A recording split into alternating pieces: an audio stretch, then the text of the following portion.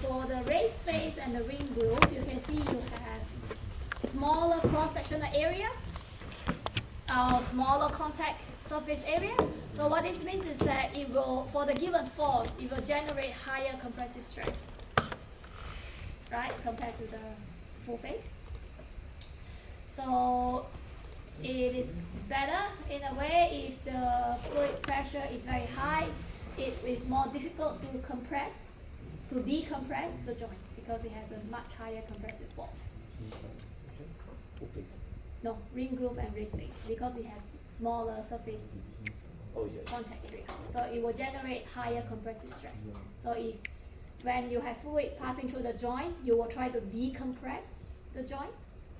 So it will take much more load to decompress because you have higher compressive stress. Why the raised face? Why industrial prefer raised face? Raised face? Industrial prefer raised face? No, it depends on the application. So full space is what we use because it's good enough for our purpose. But one of the disadvantages that you need to completely install the entire thing to remove it because the bolts passing through the full face, but it's cheaper that way. Raised face and ring groove, it's good for higher pressure flow and things like that. So it has their own, because it has its own applications. Yeah, and gasket. You have to make sure when you select a gasket, you have to make sure that it is able to resist chemical attack because you never know what sort of fluid going through that vessel. And again, if it's just water or compressed air, then it probably doesn't matter. But if your vessel stores any corrosive fluid and things like that, then you need to make sure that it can resist a chemical attack. Otherwise, you have to constantly replace the gasket. But yeah, normally it's made of softer material like neoprene, rubber, things like that. So the objective is to come up with the leak-proof joint at the gasketed face. So you can actually separate the flange design from what we have learned the past 2 days. You can think of it as a design challenge by itself. Our objective is to design a leak-proof joint. So how do we do that? When you have fluid passing through the joint, that fluid pressure will decompress. So decompress is the key word. It will decompress the joint. So you need to make sure that you have enough bolt force to hold it tight so that it doesn't decompress and pressure or compressed air leaking out. Yeah. So we want to calculate how much bolt force. Okay, so this is one interesting story. This is in your learning package. Imagine the tube. The tube is something that you are clamping, yeah? The tubes are your flanges. And then you have the bolt. When you try to tighten or turn the nut to tighten the tube, you can imagine the little person standing between the tube and the nut. So as you turn to tighten, as you turn the nut, because of Newton's third law, action-reaction, that little person is trying to push against the nut and against the tube, right? So what the little person is doing is that it will extend the bolt but compress the tube. Does that make sense? As you turn the nut to tighten the tube, you will extend the bolt, compress the tube. Action, reaction, and also force equilibrium.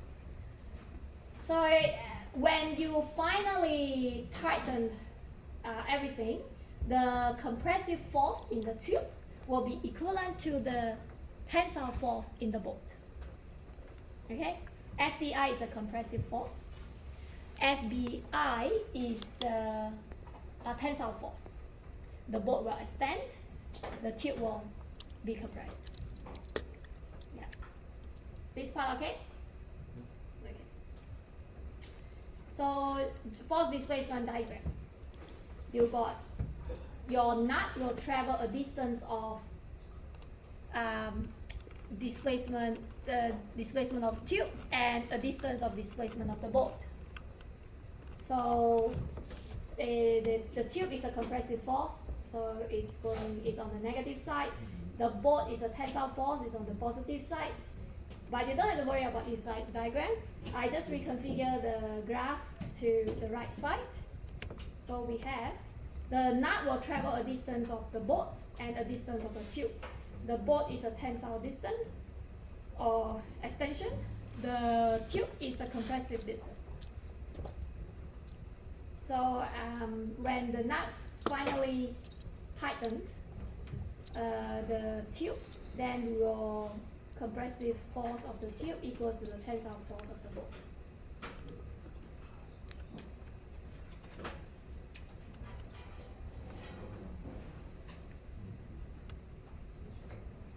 Yes, lost? That is our nut. When you turn it to tighten, it will travel a distance of the boat and distance of the tube. Because the boat is extending, the tube is being compressed. Then this is just the force showing the positive tensile and the negative compressive force, and I just reconfigure that to here.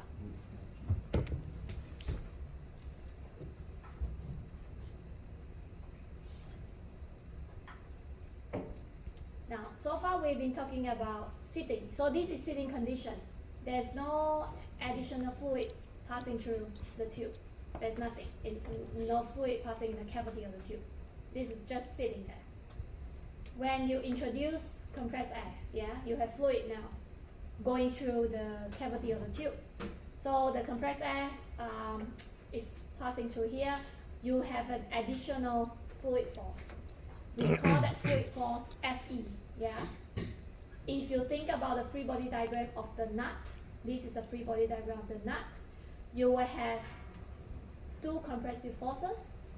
One is generated by the tube, another one is generated by the compressed air or the fluid, right? The force that's going into the free body diagram is a compressive force. The force that's pointing away from the free body diagram is a tensile force. So the boat is a tensile, and then Fe and Fd are compressive forces. So Fb equals Fd and Fe due to force equilibrium.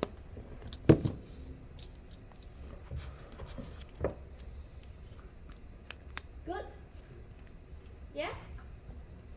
This step is okay? Okay. So again, now we know that we have Fb equals Fd plus Fe, yeah? So over here, initially this is just sitting condition. Now you have an additional fluid force. That fluid force will decompress. Again, this is a key word. I keep saying decompress. When the fluid passing through the joint, it will decompress. So how does it decompress the joint? By extending the tube. Right? Decompress means if you extend the tube, it will decompress the joint. You just have to imagine it in the mind. Decompression. So it will reduce the compressive force. That is what decompression means. So to reduce the compressive force, it must increase the tensile force. So if you extend something, you are actually decompressing it in the process. Okay? So the fluid force will decompress the joint by extending the boat. So that is why you have this portion here. The boat will be extended. You have more tensile force in the boat, and you have less compressive force in the tube because the joint is being decompressed by a distance of delta.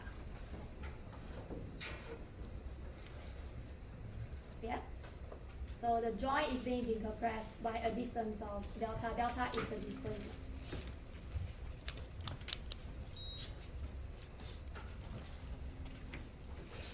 So the black one is the previous compression. This is the delta for the previous delta, the all delta.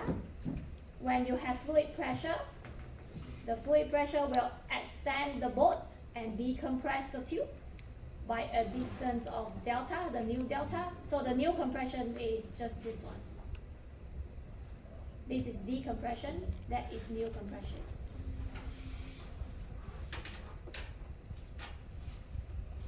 So to help you imagine this, okay.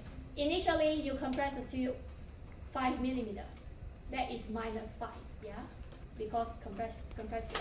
So if this is 0, you compress it 5 mm, then you have minus 5, right?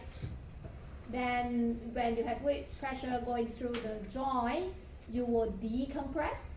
So it goes back to minus 2, for example. So you are actually only compressing 2 millimeter instead of 5 because you are decompressing the joint. If you give a value, it's, yeah. So this after it's fully tightened, like after everything's fully tightened, right? After initially, when you decompress it up to 5 mm, it is fully tightened. But now, because you have pressure flowing through the joint, you are decompressing it up to say minus 3, right? So is that still leak proof? Can any fluid escape? That is our objective. We want to see if the boat is enough to still hold them together. So that is the objective. So we need to find out if the new compression is enough. If it's not enough, you have to change a new boat and things like that. So you need to make sure that the boat force that you apply it to is sufficient to avoid complete decompression.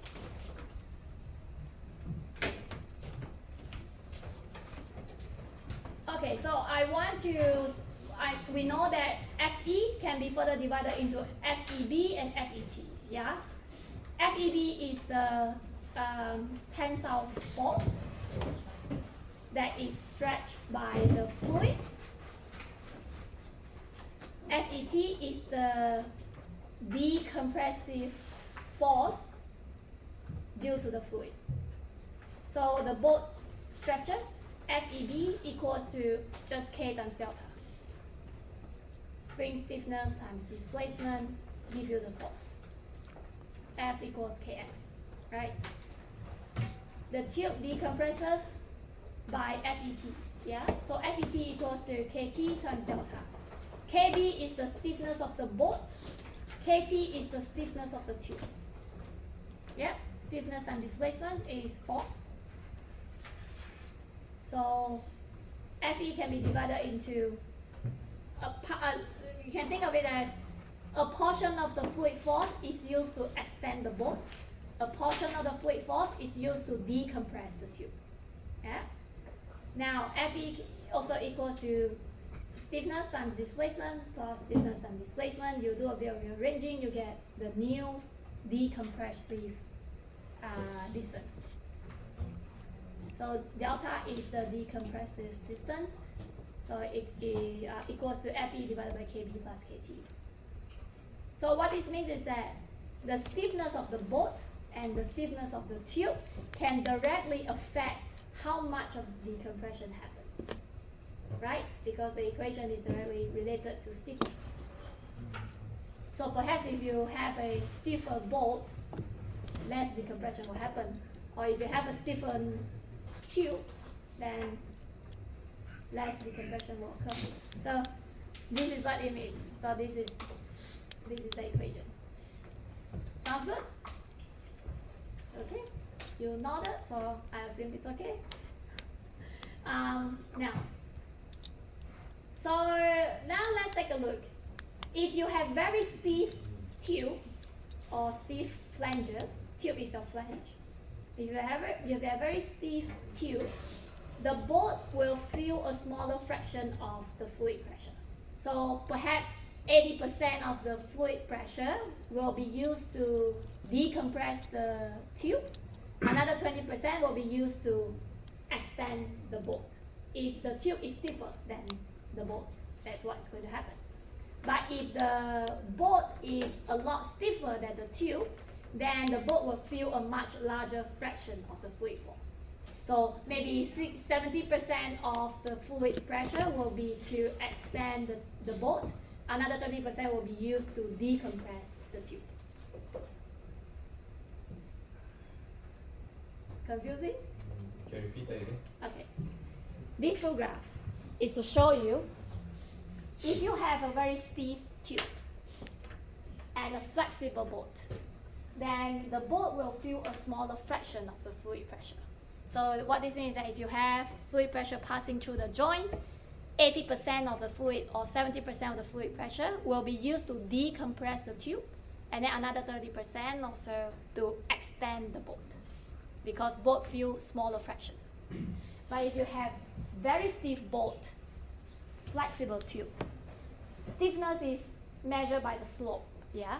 So in this case, you can see bolt is a lot stiffer, the slope is more than the tube. So if you have very stiff bolt, flexible tube, then the bolt will feel a larger fraction. It will take in more fluid pressure. So maybe 90% of the fluid pressure will be used to extend the bolt, 10% will be used to decompress the tube. It depends on the stiffness of the material. If the material is stiffer, it will take in more pressure. Yeah, so this part is good. If it's good, I'll ask you. So which one is better? Do you want a very stiff bolt or do you want a stiffer tube? Tube is your flange.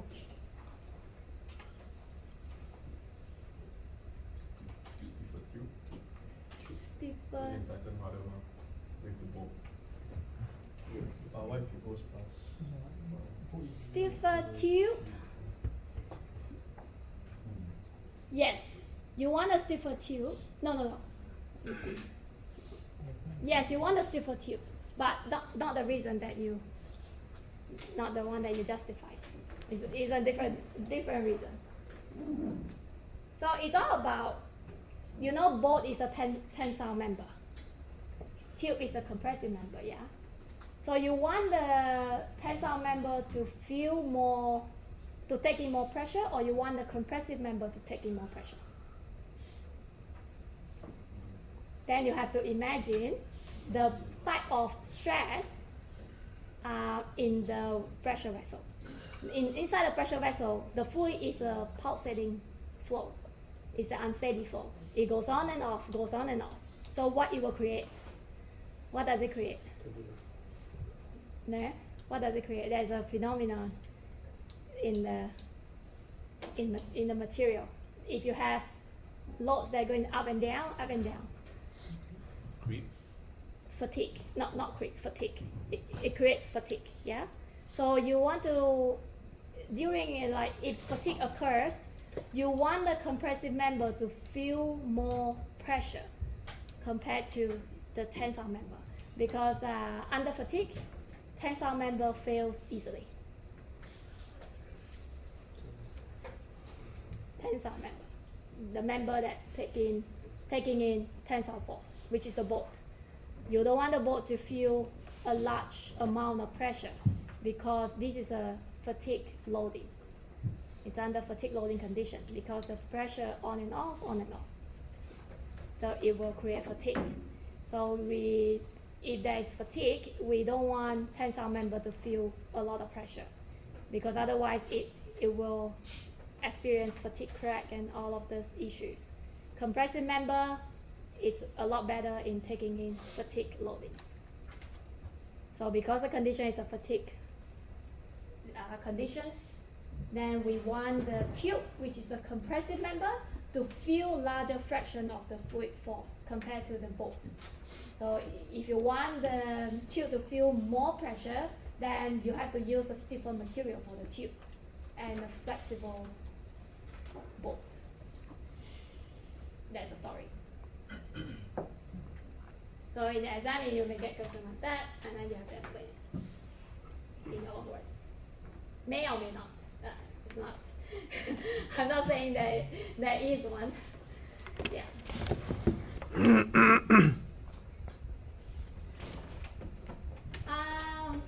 Okay, so according to the standards, you need to do 2 checks. One is during sitting condition. There is no fluid passing through. You want to make sure that the initial bulk force is enough to generate sufficient compressive stress. And then you have another condition, which is the second check. It's the operating condition. So the gasket and the flanges should still be under compression when under fluid pressure.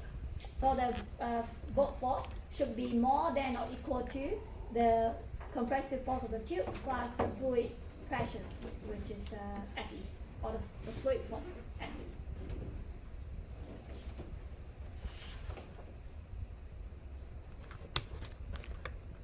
Yep.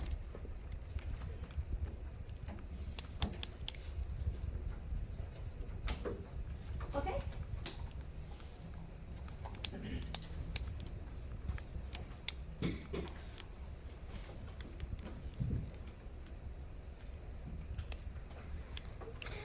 Can I move on?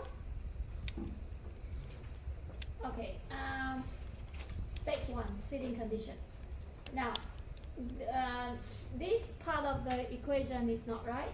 According to the standards, it's ABYA divided by 2. There's no YA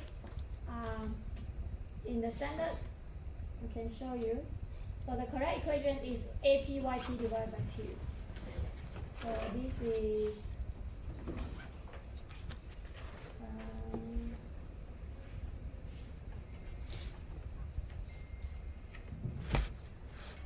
so in the old standards, it doesn't have the YA, it's actually 1P.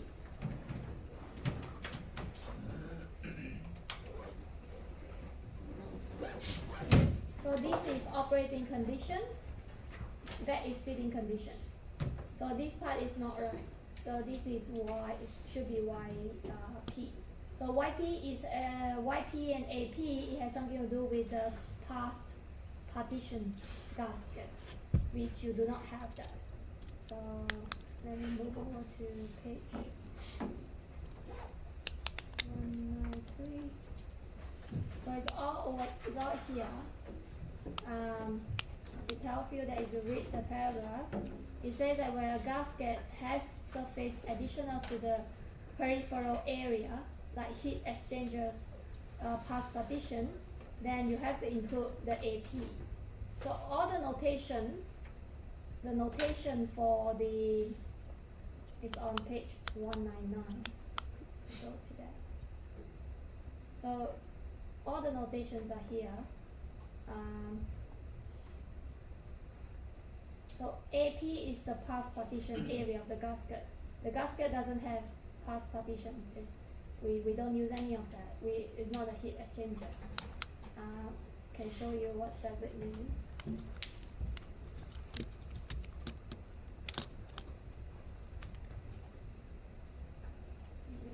So something like that. Our gasket doesn't have past partition. It's just a very simple gasket. So yeah, you don't have to consider anything like that, and that's why that is 0.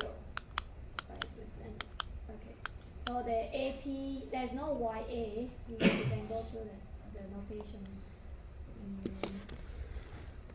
So the YP is a past partition gasket.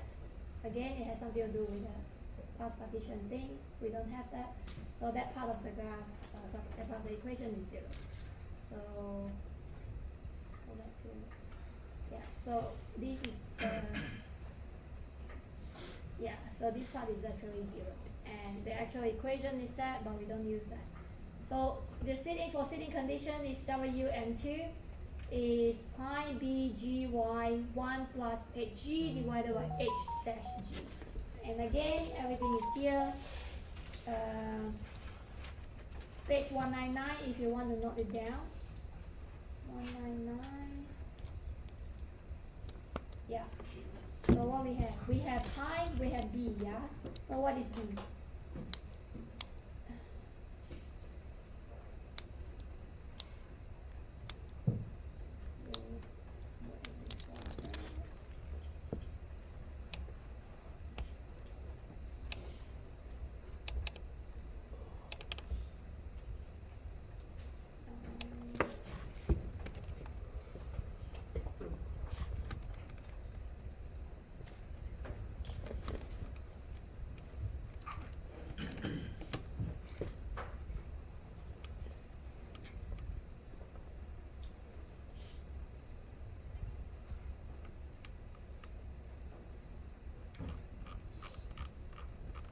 So B is the effective gasket or joint contact sealing width is in millimeter. So B is the capital C minus capital B divided by 4.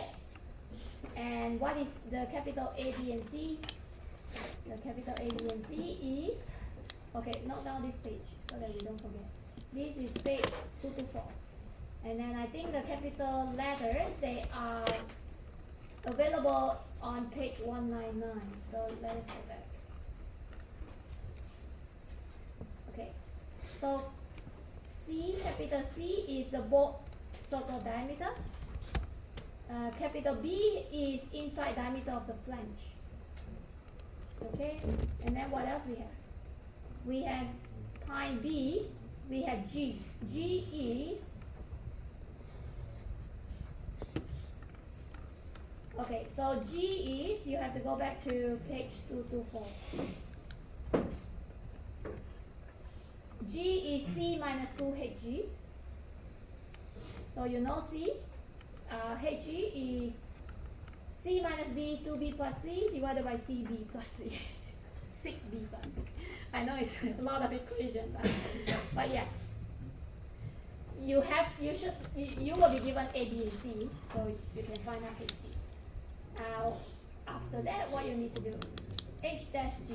H dash G is A minus C, 2A plus C divided by 6C plus 6A. Okay? So all these equations, if needed, it will be given in the No, exam. it's open book. So we need to print out if anything. We have to print out the whole clause. No, it's only one. How many pages? Based on the equations that we are doing today, you would know, like you would be able to tell which type of questions are in the exam, so you will know which page you want to print. I'm not able to tell you which page to print. It's entirely up to you. You can print the entire So come again, standard. could you repeat the pages? Well, for this particular topic, you need to know 224. You need to know 224 and 225. So these are the equations. For this topic only, yeah? I'm not just saying you print this few pages and bring to the exam, but for this topic only, you need to know from 224, 225, and the notations are actually in 199. Was it? Yeah, 199, 200, 201, 202, 203, the notations. Yeah. But why do you want to print the notations? If you do it once, you should be able to know which one is A, which one is B, and which is C. Just in right? case. So that you can remember. I mean, it's up to you. You don't need to bring anything. Even if it's open book, you can store everything in your brain and you can just bring your brain. But if you want, you can bring the entire standards. How many standards we have? 3990, 1210, and whatnot. So you can bring 1,000 pages of documents in there. Yeah.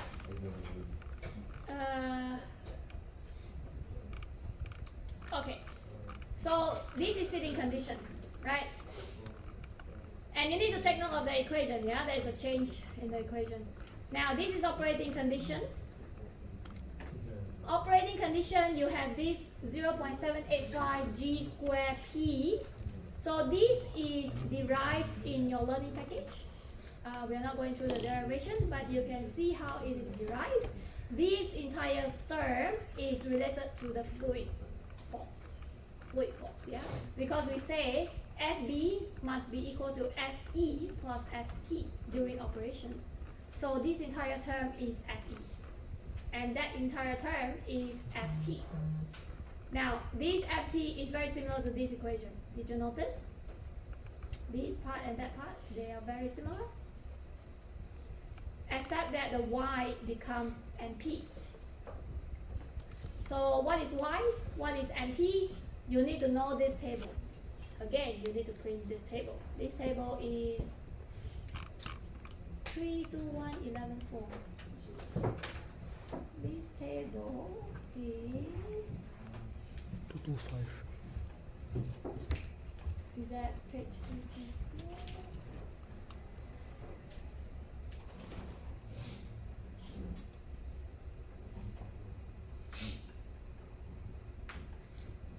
24? Okay, this table is page 225. The question may just say the gasket material is soft rubber. It will not tell you which gasket factor to use. It will not tell you the minimum design seating stress, so you have to know. So MP over here is actually the minimum required compressive stress when the fluid passing through the joint. So for example, you have design pressure 1 megapascal. Design pressure passing through the joint 1 megapascal. If you are using soft rubber, which is if you are using rubber with fabric, then the gasket factor is 0.8. So what this means is that after the pressure passing through the joint should still have 0.8 megapascal. That is what MP means. MP, I repeat, MP is the gasket factor times the design pressure. So if the design pressure is 1 megapascal passing through the joint, after the fluid passes through, your joint should still have 0.8 megapascal. MP represents the minimum required stress that has to be present in the joint. And then the rest is simple. AP, MP, P, they are all 0. P is not 0, but AP is 0, so the rest is 0. So yeah.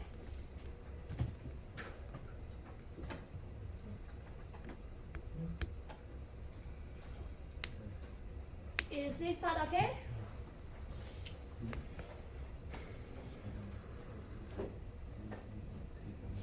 No? Which part is not clear?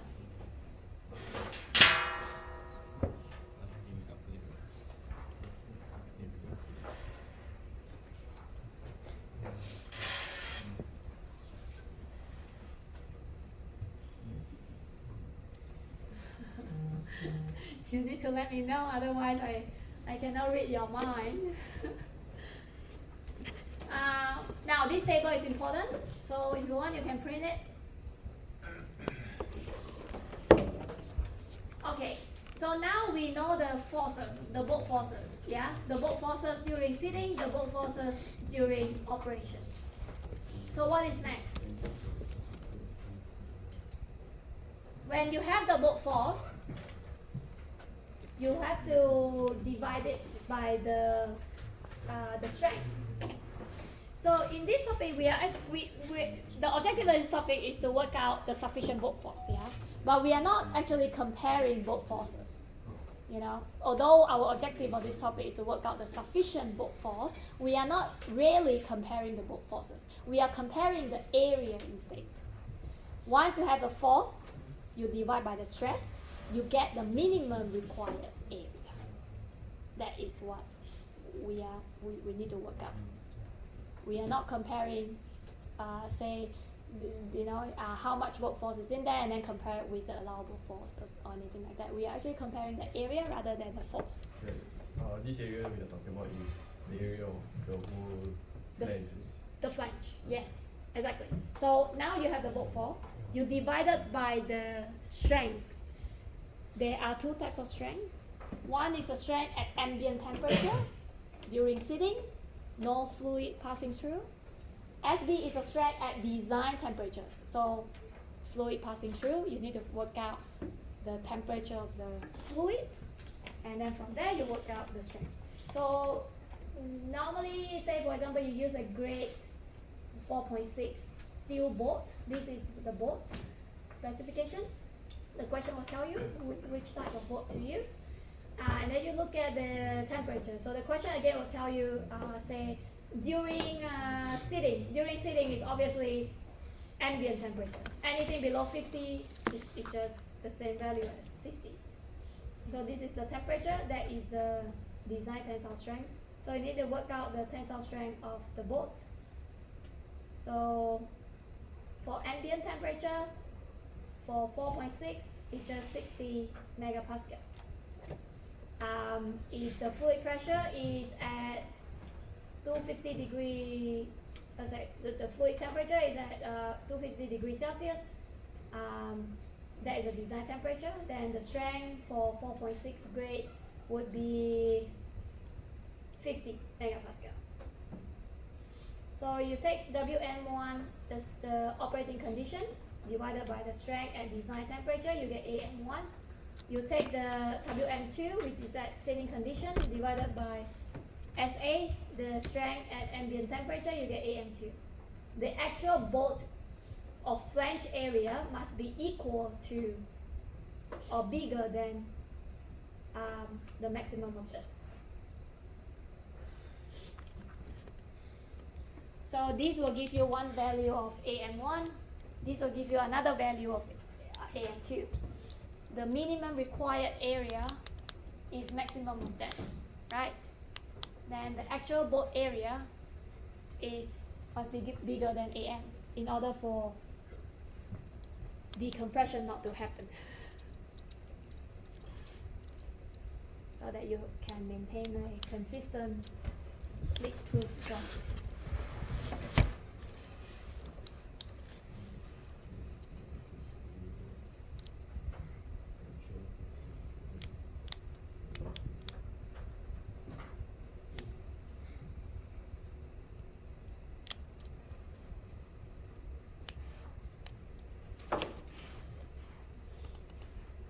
So that's the only requirement for you, just make sure the area is bigger, that's all.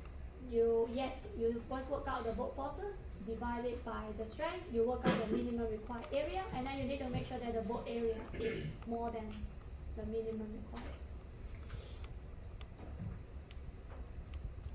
So you don't need to look out for anything regarding the temperature. The question will say, for example, if you're using a bolt of grade 4.6, the design temperature is 250 degrees Celsius, you still need to work out the strength, the strength of the bolt at that particular temperature. So you need this table.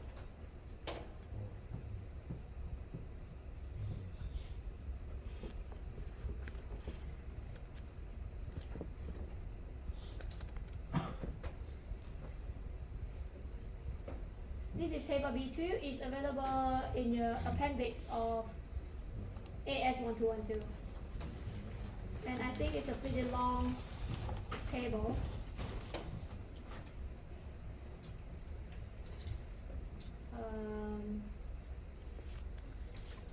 So here, 326, 327, 328, 329, and 330.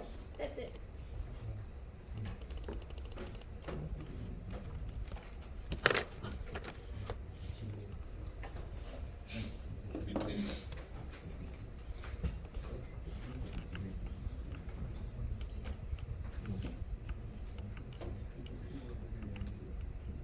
Ma'am, so for AB need to be bigger than AM, is it? So you got AM1 and AM2.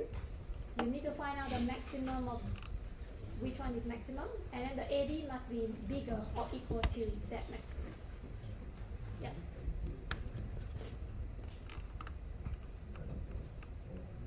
Because when you install the bolt, you want the bolt to be able to support during sitting and during operating. It doesn't make sense that during sitting you use this particular bolt, during operation you change the bolt, and so your bolt must be able to support both conditions.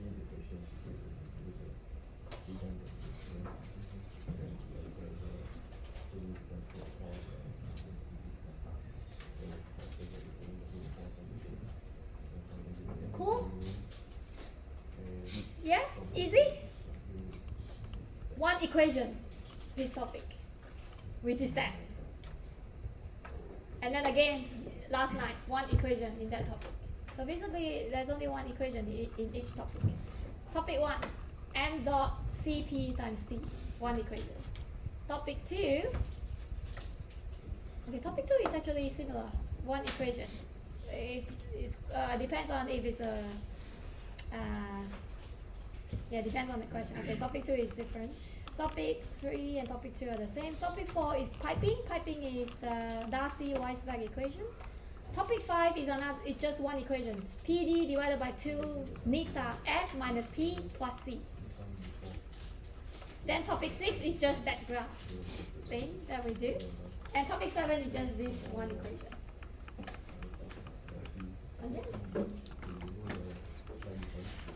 Okay, circular flat cover plates.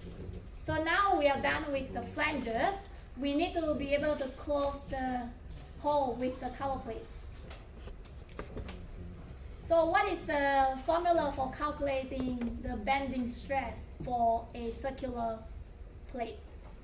To calculate the bending stress for circular plate is that equation. Sigma max equals KQA squared divided by H squared. Okay, so maybe there are two equations in this topic. I was wrong.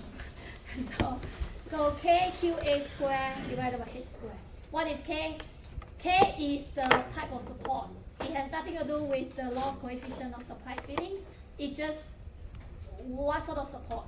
If it's simply support, you use 4.95 divided by 4. This is all in the learning package. If it's built-in H, you use 3 on 4. Yeah. So K is the coefficient depending on the support. A is the radius. Q is the uniform distributed load. Because we are talking about compressed air, so it's pressure. We assume uniformly distributed on the cover plate, right? So that is Q. H is the thickness. So this is that equation. Okay, this equation is what the standards gives you. It's slightly different from this equation, but they are the same. They are the same equation. The first is that Q is pressure, right? So standard says pressure is denoted by P and not Q. So we got P here. A is the radius in the actual engineering equation. A is the radius, but standard says he's going to use diameter. So actually you got the coefficient of 2, coefficient of half. Yeah. So you have the 2 in the denominator. H is the thickness, so you got T squared. Now, the standards actually multiply the 2 into the K value. So the K value provided by the standard is different from the K value provided by the learning package. Does that make sense?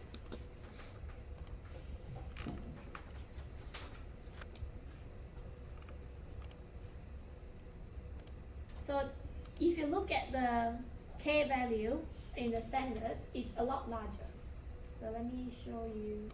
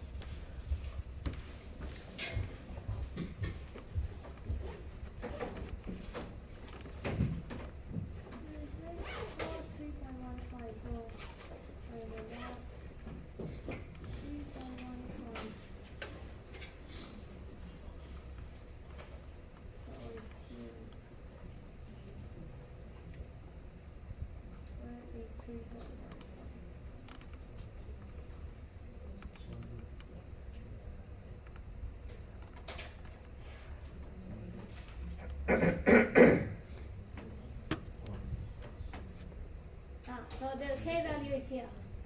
K value is page 128, 1, 129, 130, 131. So these are the K values. You can see the K value is a lot larger. That is because it is in the denominator and not the numerator. Previously, our K value in the loading package is in the numerator, and our K value is smaller. But just stick with one equation. So if you are sticking with the standard, you're referring to the K value provided by the standard to use this equation. But actually, this equation is derived from here. This is a general equation. Because they use a slightly different K value and they move the K to the denominator, so it is a lot larger. It's a larger value. But you get the same answer. That makes sense. So like, let me see. Simply support.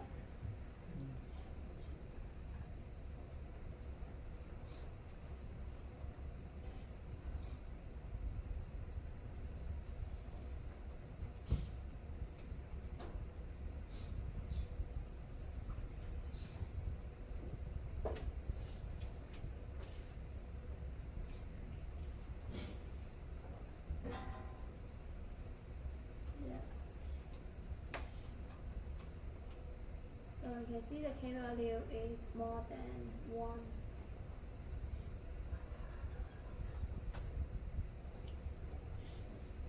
But yeah, so this equation, you just stick with this one, and you use the K value in the table. So again, maximum stress must be less than the design strength and the efficiency, right? Same thing as before. Maximum stress is this.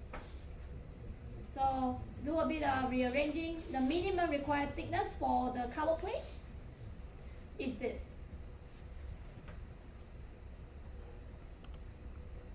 Yep.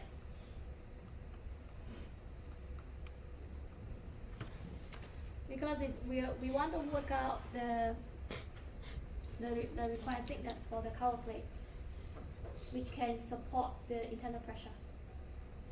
Then you take the maximum stress, which must be less than or equal to the joint efficiency times the design strength. So it depends again if you place the cover plate close to the well or away from the well, and then you do the plug it in and you get the required thickness for the cover plate.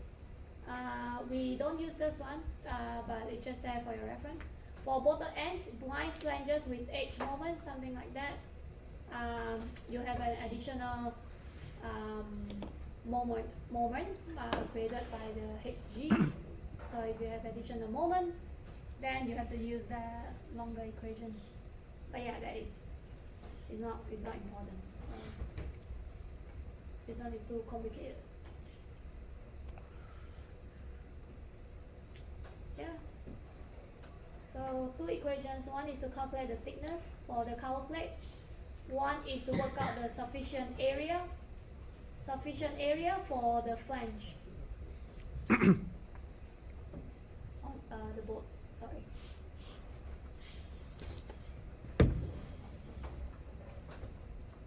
Yes. Then we do the question. The one I'm giving you is a sitting condition, but you need to know how to do it for the operating condition. It's the same scenario. It's just using the WM1 equation.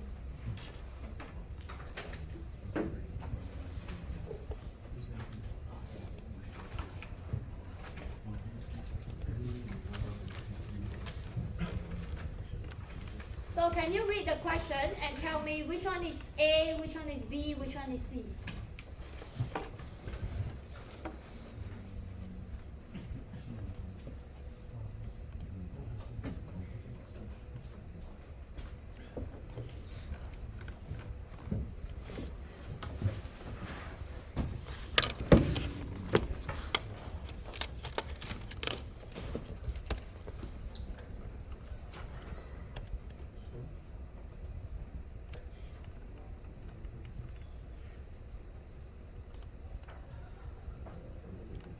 And if you have Australian standards, can you go to page 199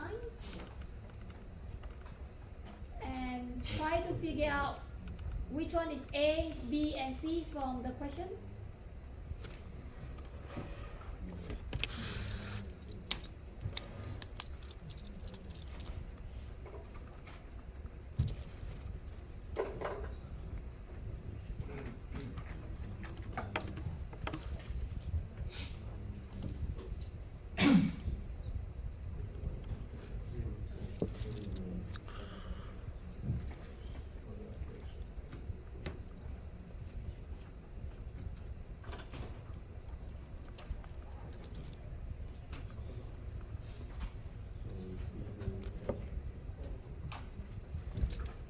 Yeah, don't look at the solution. I know I posted that, but try to do it without looking at the solution.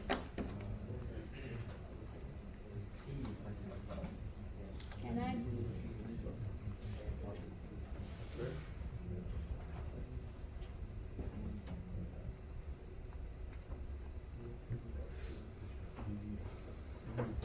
So I will draw the cross section of the flange.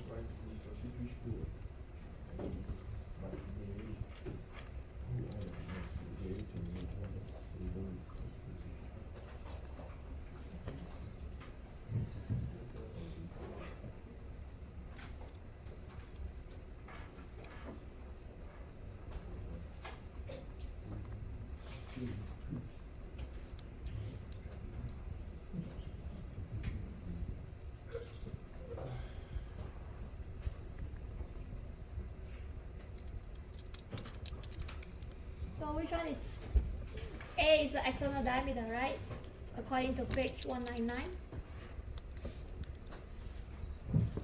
Internal diameter is B. Both pitch circle diameter is C. The thickness of the flange, 25.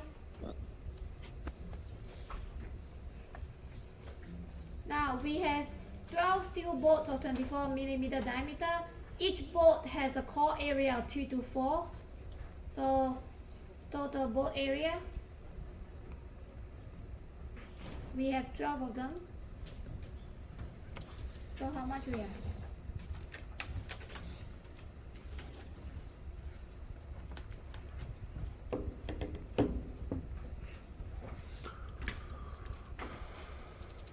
The bolt have a design strength of 80 megapascal at ambient temperature.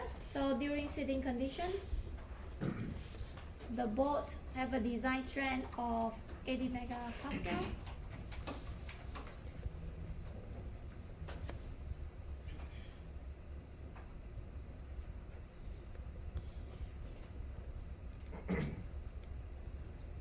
And then during operating condition,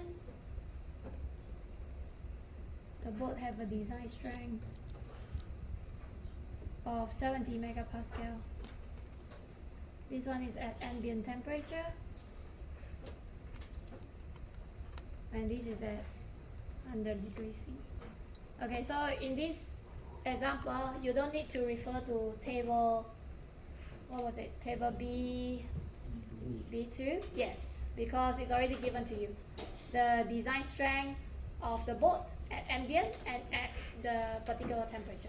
If it doesn't say for example, it asks for a bolt of grade 4.6 to be used, and the design temperature, the operating temperature is 100, then you have to go back to table B2 to work out the strength. The gasket material, made of neoprene. What is the Y for this sort of material? 2 megapascal.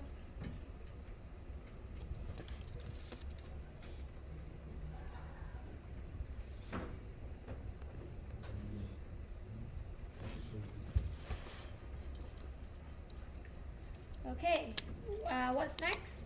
Determine the required overall bolt force for sitting and assess the adequacy of the bolts. So this is seating, yeah? Seating is WM2. What is the formula?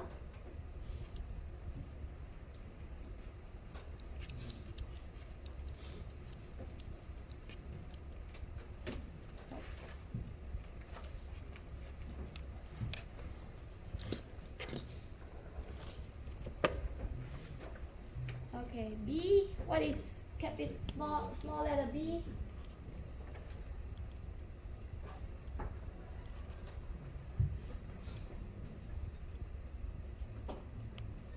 Small letter B. Can you work out your solution while I'm moving out mine?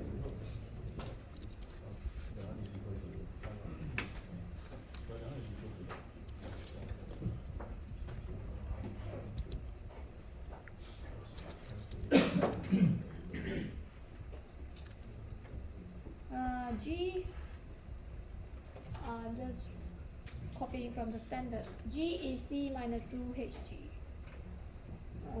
HG is C minus B 2B plus C 6B plus C.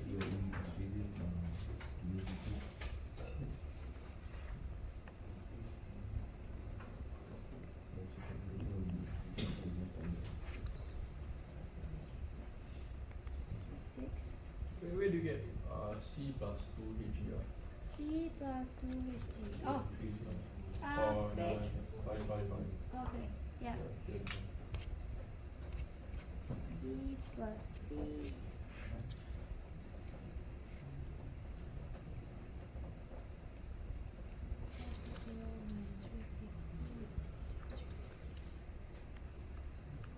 It's a lot of steps, but so if you make an error in one of those steps, the rest of the parameters will be wrong because it's all dependent. So you have to be very careful. But you get consequential marks for that.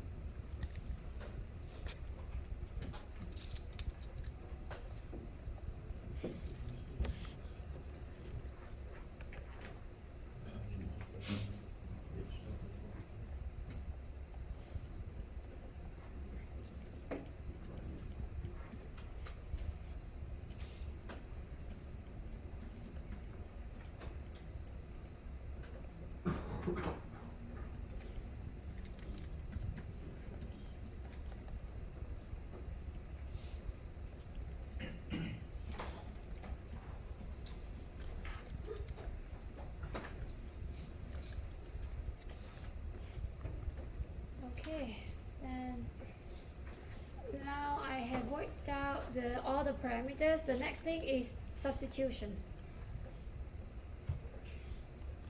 So WN2 pi 25 G Y 1 plus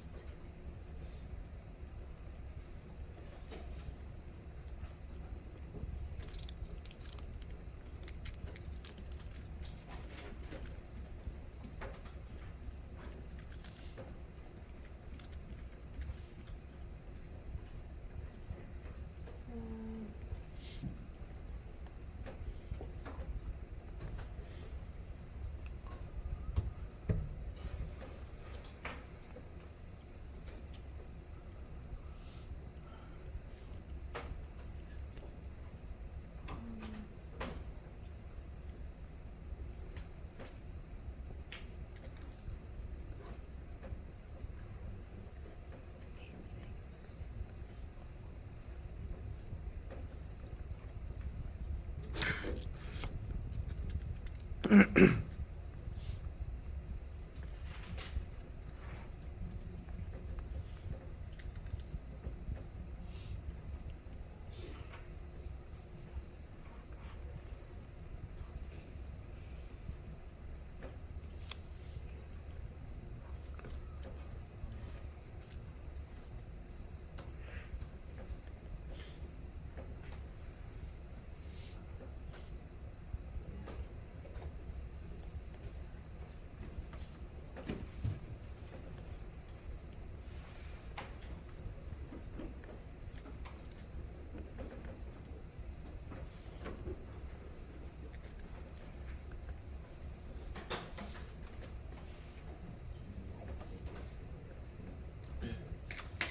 you get the same answer as me? It's just substitution. If you get the A, B, and C correct, then the rest is just straightforward.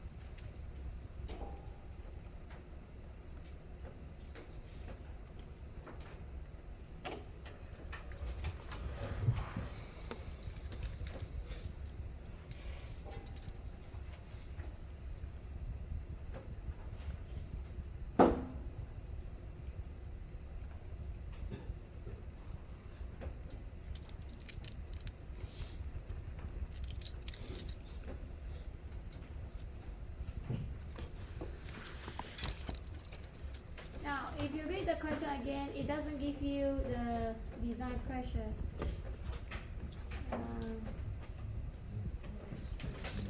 Because in this case, the question is actually only asking for seating condition. If the question asks for the overall condition for both seating and operation, then you need to work out, you need to use WM1 again to work out the AM1 and AM2, and then work out which one is the maximum, and then compare the board area to that maximum area, so that you know if it's valid for both conditions. Right? Just additional step.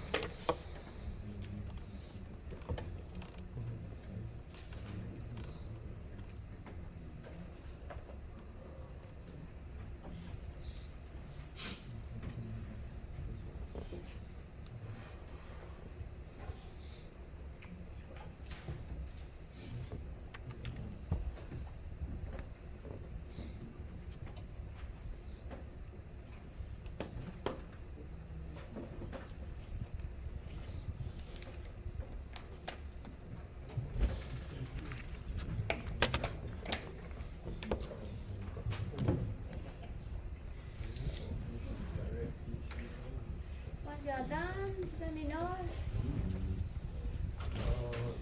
The board area, you took the which value again to get? Board area? Yeah. Board area is given here, 3 to 4 per board. You have 12 of them.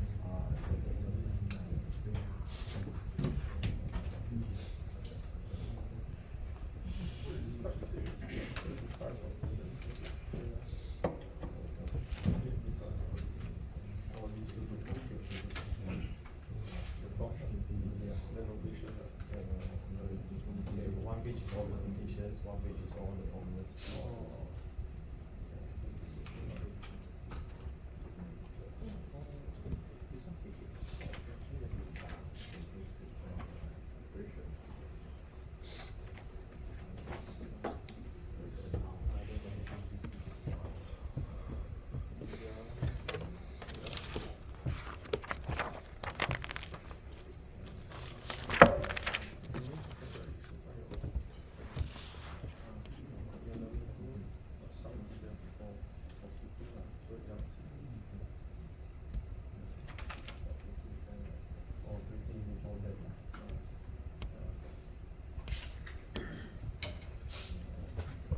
think it's not too difficult to memorize. You can see the pattern here. So Hg is C and B, yeah? So the first one is minus, the second one is plus. So you got B plus C for the numerator, you have the B plus C for the denominator. And you just 2 on 6. So same thing here, A plus C, 2 on 6. Then you got the for H dash G is A minus C, this is C minus B.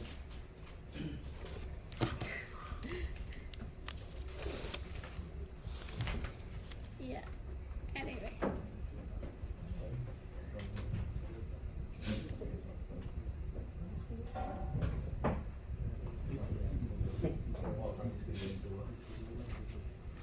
And any question for this one? If not, we go to topic 8, last topic. We don't need break, yeah? We just finish the last topic and we can. That is the last topic.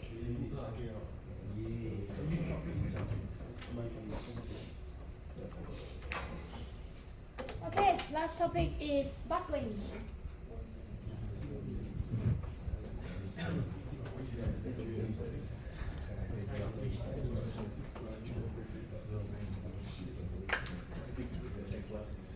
Okay, so you have already designed your pressure vessel and all of that is done. Now how do you support it? How does it stand on the ground? So we need to design the legs and connect it to the vessel. Now, according to standards, there are different types of support. The one that we use is the bracket support, which is the A, bracket support on columns. So we don't care about column supports and stool supports. You can completely forget about that. We care about bracket support. So vessel is supported by 2 components. One is the lug, one is column. This is what it means, the bracket support. So this is the lug. The lugs are welded on the pad to avoid high stress concentration. Because the lugs have very sharp edges and the surface area of the leg is very small. So if you weld the lugs directly on the vessel, it's going to create high stress concentration. So normally you weld it on the pad and then you weld the pad on the vessel. So you can also do heat treatment to relieve all these additional stresses around the materials. And Legacy did a lot of work on the lug stresses. So there are some examples in Legacy handbook, and you can try that by yourself. Those are similar questions to the exam as well, so you can try that by yourself. Now, when you have the lugs, you will introduce 2 types of stresses. When you weld the lugs on the vessel, you will introduce longitudinal stress and circumferential stress. Okay, so the S1 is the longitudinal stress. It has a bunch of parameters again, and S2 is the circumferential stress. You got a bunch of parameters. Now this C1, K1, C2, K2, C3, K3, C4, K4, you can get from the table here. I'll show you. Legacy handbook. So you can print this. Legacy handbook, the entire handbook, only 10 pages. You have vessel. When you put the lugs, these are the lugs, and this is the pad, right? When you weld the lugs onto the vessel, the lugs itself, it has weight, right? So it will create moment, right? So this is the load, the reaction force of the lug, and that will create, you have a moment arm, which is the H. So together they will create an additional moment. Then the pad is actually the wear plate. This is American terminology, so it's named slightly differently. the web plate 2A and the dimension 2B. You have the outer radius R. So R is the outer radius. You have D is just a parameter. It's not the diameter or anything like that. Some textbook call it beta. Magazine call it D. Yeah.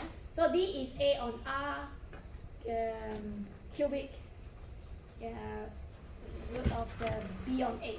So B is the dimension of the web plate. A is another dimension of the web plate. R is the outer radius. And yeah.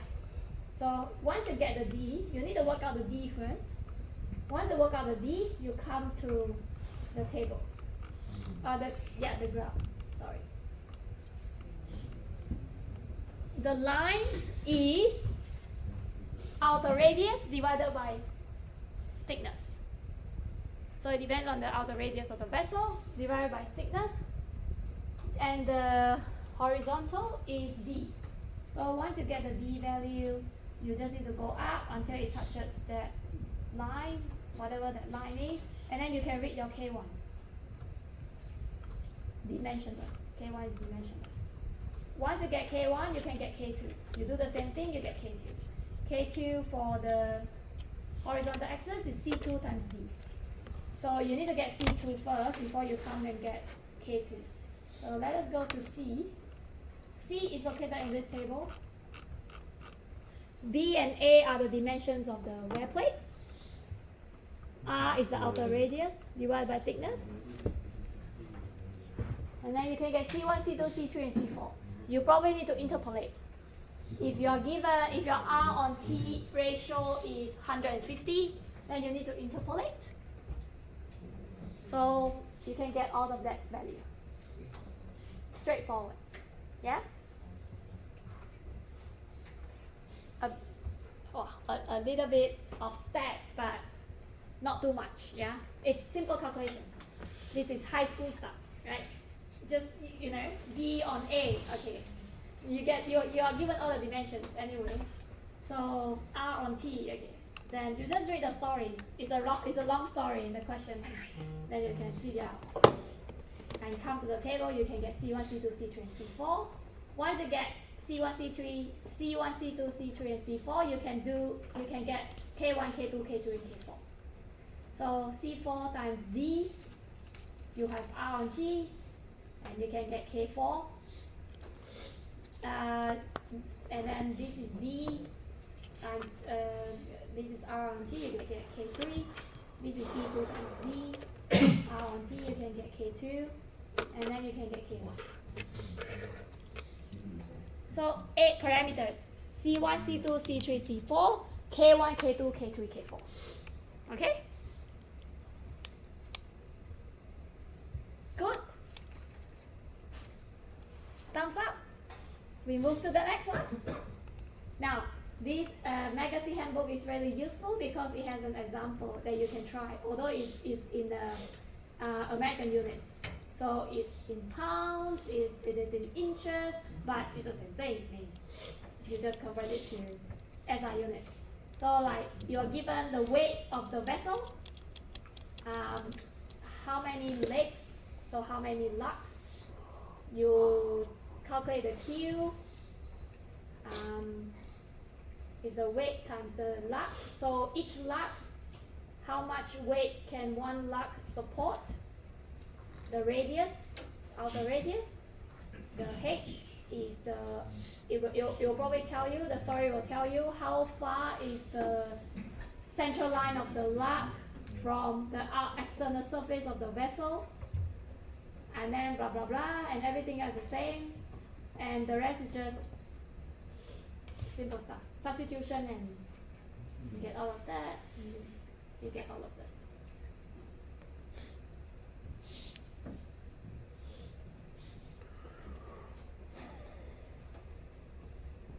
So maybe give you some time to digest.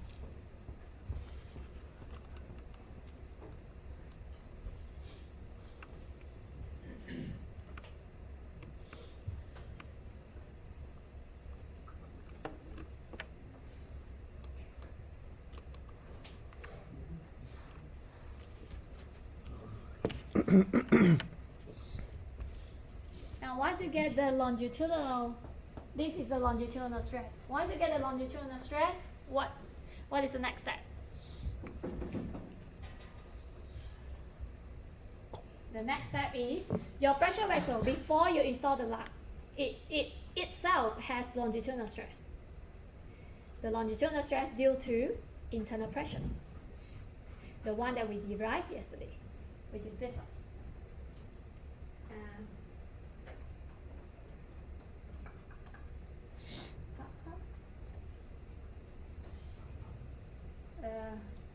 Longitudinal stress due to internal pressure, PD on 40, right?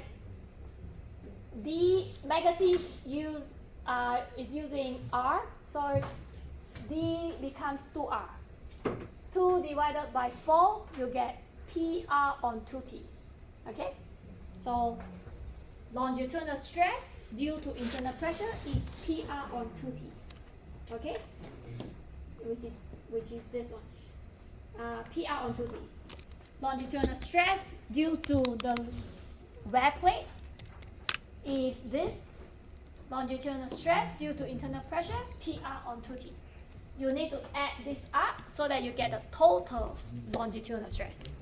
The total longitudinal stress cannot exceed the joint efficiency times the design strength. Joint efficiency is this one. It's given there. Is the girl seam. Seam is the weld. It's American terminology. Seam is the weld. So joint efficiency is 0.85 times the design strength. Design strength of the material is this one, allowable stress. So that must be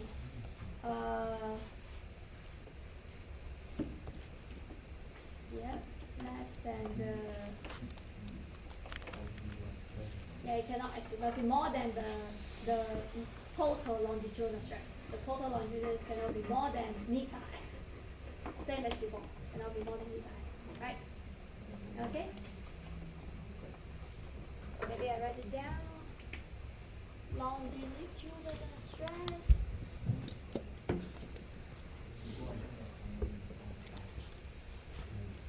due to the wear plate and the lugs.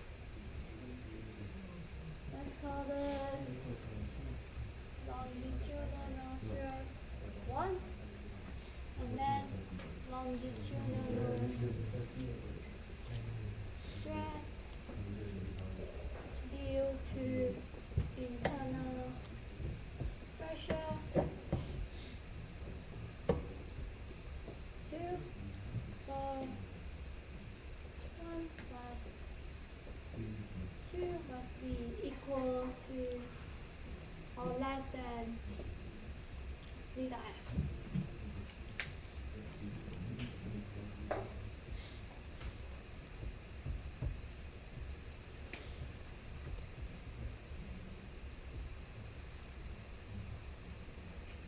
Less than or equal to theta F. Okay, circumferential stress is slightly different. Uses different equation and all of that. Once you get to the circumferential stress due to internal pressure is PR on T, and because of that, PD is 2R, yeah? So PD on 2T is PR on T, right? PD on 2T, D is 2R, 2 cancelled out, so PR on T. So same as magazine here, PR on T.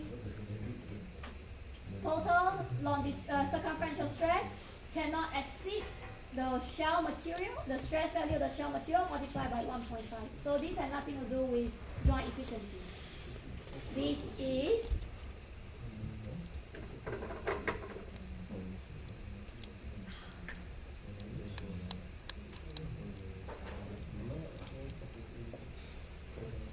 circumferential stress 1 plus circumferential stress 2.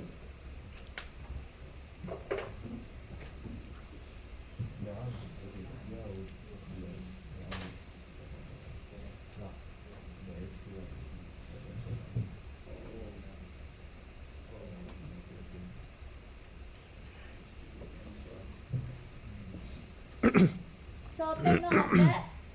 This is 1.5 design strength, not joint efficiency design strength for circumferential stress, according to magazine handbook.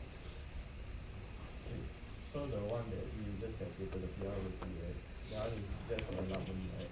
PR on T is for the internal pressure. So the one above is the one that we calculated for the. For the stresses due to wear plate and lug. So same thing for circumferential, you have the stress due to wear plate and stress due to internal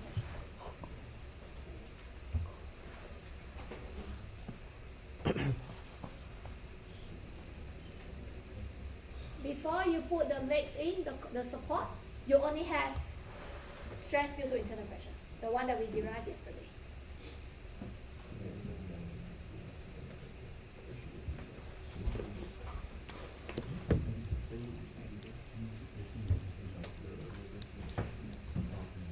Ideas, okay?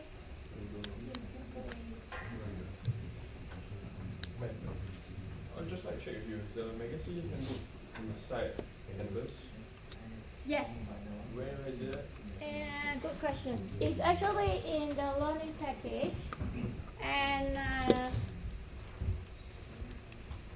if you go to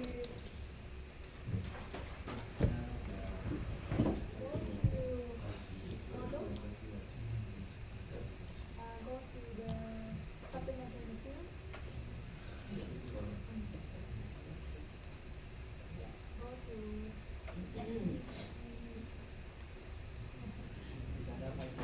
I see one.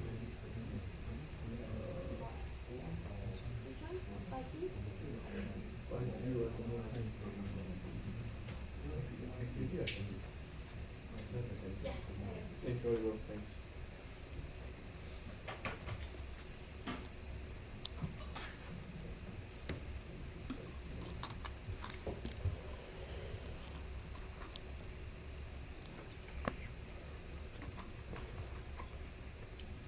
Okay, so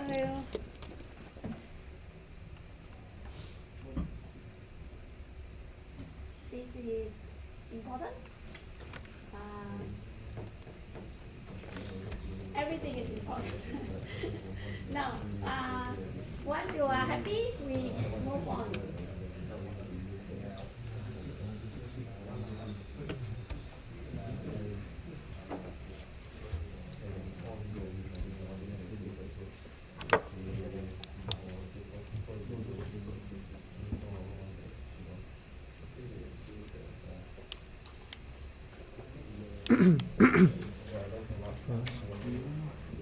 Sorry. For the H, right, will it be usually given? Yes, it will tell you the distance from the central line of the lug to the external surface. So the exam will definitely give, is it? Exam is quite easy. So most of the parameters will be given. You just need to know which one is which and get the K1, K2, K3, K4, C1, C2, C2, C3. So in case if it's not given, how do we find H? H is the external surface to the central line of the lug. Central line of the Because line. that is where the reaction force is acting on. Okay. That means like the base is a square, so it's just the center of that square. Okay, so let me open that. It doesn't look like that. So H is this distance, external surface, to the point where normally the column will be installed, will be aligned to the lug, so it will be installed in the middle of the center line of the wear plate. Not wear plate, the base. The base plate. Yeah, the base plate. So that's Q. So remember buckling, you have eccentricity, Yeah. the E. Eccentricity is the distance from the load applied To to the the center. outermost fiber. Okay. So this is the same thing. This is the load applied to the external surface of the vessel. That is the H. That will cause the additional moment. And for NF, you said for circumferential stress is times 1.5. The circumferential, The NF. yes. Then for the other one, longitudinal? Longitudinal is the total stress must be less than the meter times f. Less than meter times F. But for the circumferential, the total stress must be less than 1.5 times f. That is what the magazine said. This one. Alright.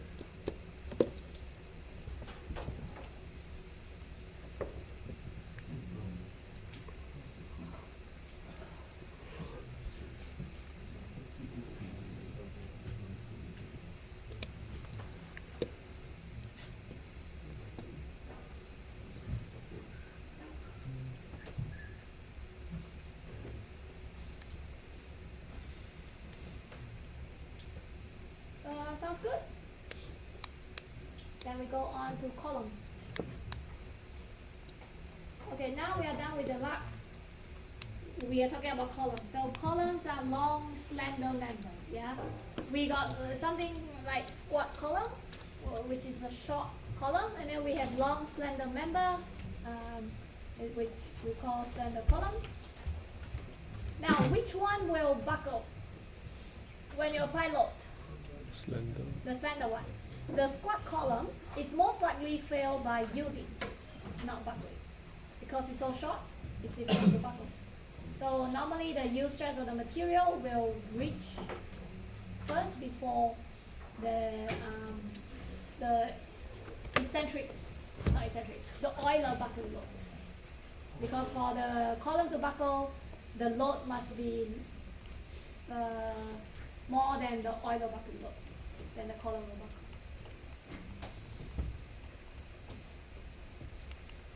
Famous Euler equation, I square EI on KL square. If the applied load is more than the critical load, the column will buckle. The column is also dependent on the material because you have the Young's modulus there.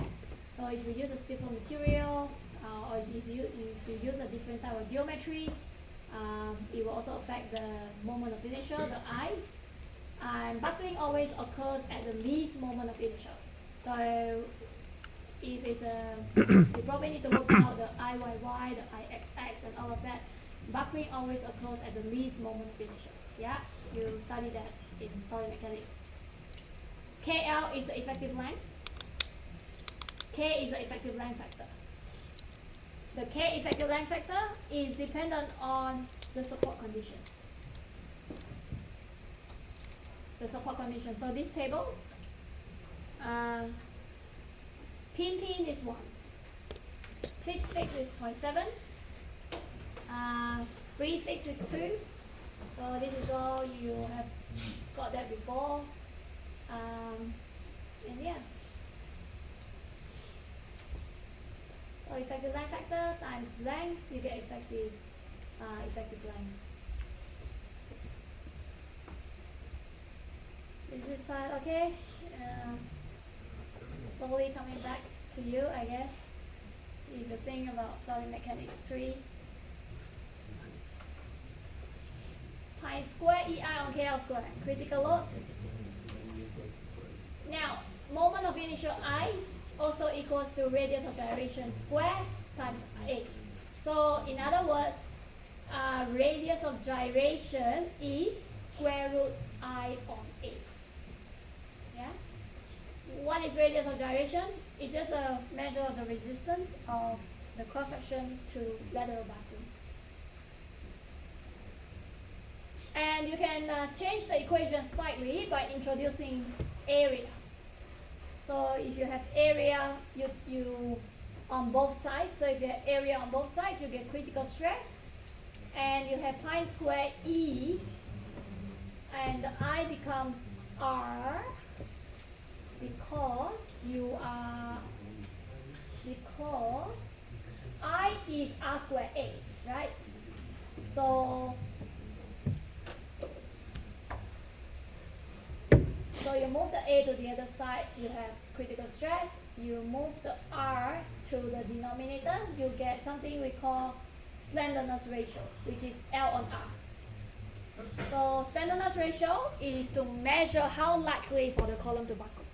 If you have very large slenderness ratio, the column will fail by buckling. If you have very small slenderness ratio, then the column is likely to fail by yielding. I'll show you a graph. This is the graph. The allowable compressive stress versus slenderness ratio. So if you have very large slenderness ratio, it's very easy for the column to buckle. If you have very small slenderness ratio, like a squat column, then it's more likely that the column will fail by yielding, which is a green limit. Above the green, plastic deformation will occur. It probably never buckle, because the red line is the Euler curve. Euler. Yep.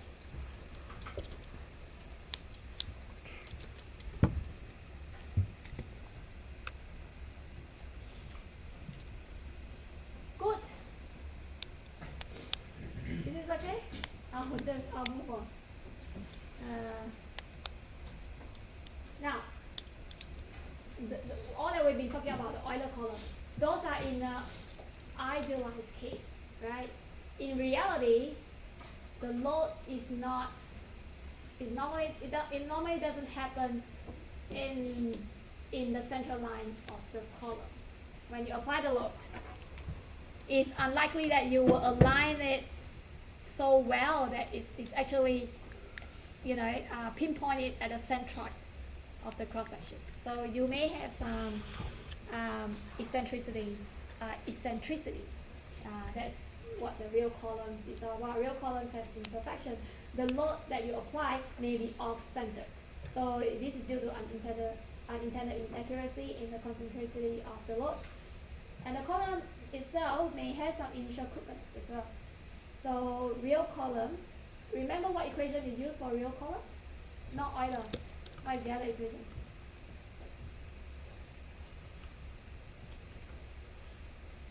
You just had my solid mechanics 3 in March. I came in for the workshop. It's only 4 months apart. There are only 2 equations in the buckling topic. One is Euler. What is the other one? One is Euler for idealized case. For real column, we have eccentricity. We use secant formula. Secant formula, remember? No? Secant formula.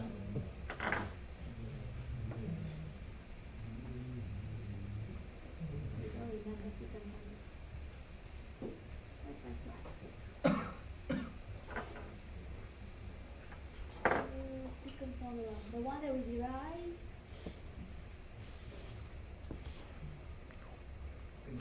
This one, secant formula.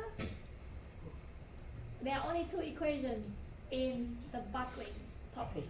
One is Euler formula for ideal case when the load is applied exactly at the centroid.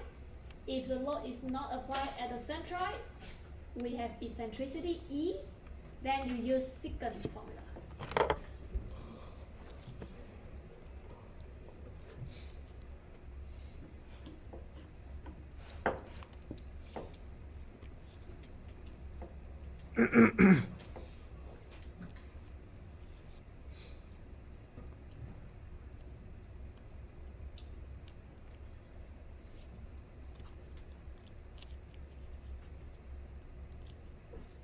So this is what it is. Real columns have extra bending moment because of initial quickness.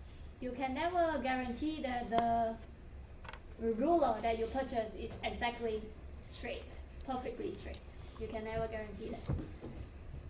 And when you apply load, you can never guarantee that you're applying exactly at the centroid. So it has eccentric loading. So the actual buckling stress of real column is a lot less than the buckling stress predicted by Euler because of the additional bending that you have. So real column. you have the total stress is axial stress, P on A, plus the bending stress, My on I, right? The moment M is actually the load applied times the eccentricity. Eccentricity is the distance from the load applied to the centroid of the part.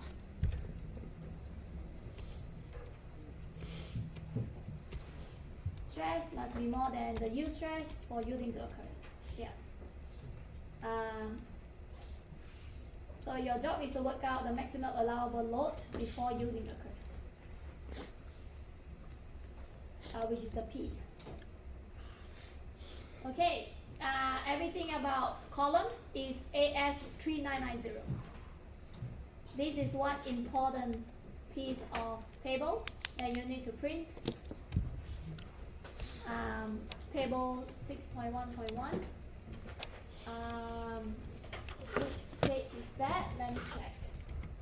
I got it open up here. Page 42.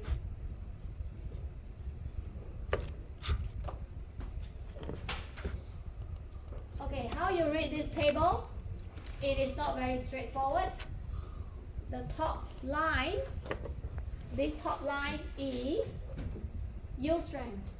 Yield strength of 230, yield strength of 240, yield strength of 300. Now this line, the vertical line, the 0, 10, 20, 30, 40, 50, those are slenderness ratio. The horizontal one, 0, 5, 0, 5, 0, 5, those are slenderness ratio. So how you do it is, everything inside the table, they are maximum permissible stress, but it's denoted by F. F is the stress, yeah? Don't mistake it as force. F is the stress. Everything inside is the stress. So say for example, your slenderness ratio is 25. Yield strength is 300. So you come to 300, slenderness ratio of 20 plus 5, you get 176 megapascal. So just like this one. Slenderness ratio of 15, 10 plus 5, yield strength of 235. You don't have 235 yield strength, so you need to interpolate. So the allowable stress at 230, slenderness ratio of 15 is 137. The allowable stress at 240, slenderness ratio of 15 is 142. So you interpolate, you get a value.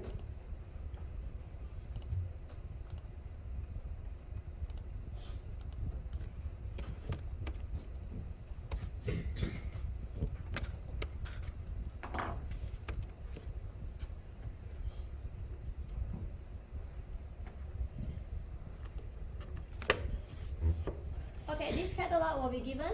If not, if you want to be on the safe side, you can print it. Just in case I forget to provide. But doesn't mean that there is question like that. I haven't set the question yet, so just one table, you can print it. Yeah, so this table will tell you the dimensions, columns with different dimensions, and you will need to work out the area, the moment of inertia, the radius of gyration. Now, can you tell me what is this little star next to the number? Some of the numbers have this little star next to it. If you read the footnotes, it's all about derating. So what does derating mean? Derating is localized buckling, which is what we covered yesterday. It is called crinkling. So the difference between buckling and localized buckling is that buckling is for the entire column. Yeah, for the entire column to buckle. Localized buckling is buckling on one surface, one side of the surface only. That is localized buckling. So you can see like crinkling along one side of the surface. This happens when you have excessive breadth to thickness ratio, and it may cause localized buckling. It's another phenomenon apart from buckling. Buckling is the entire thing. Localized buckling is one side of the surface. Yeah. You have any question for topic 8 before we move to the practice?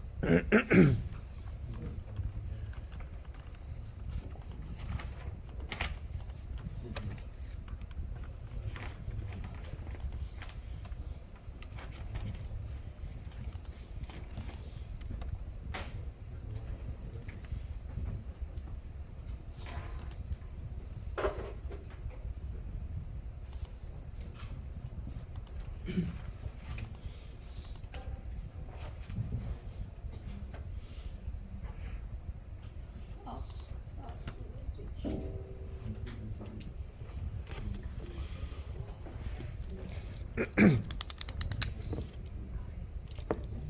Okay, can you try?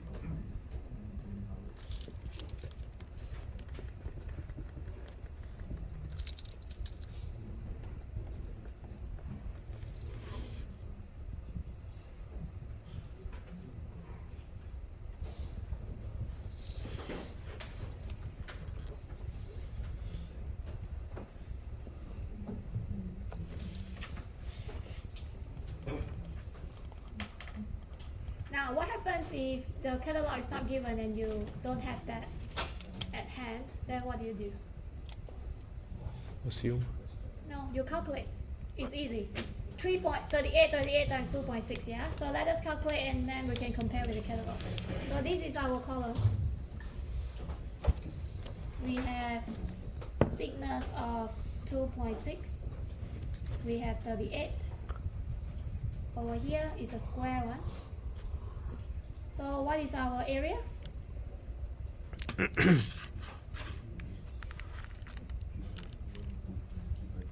Our area is the big one minus the small one, right?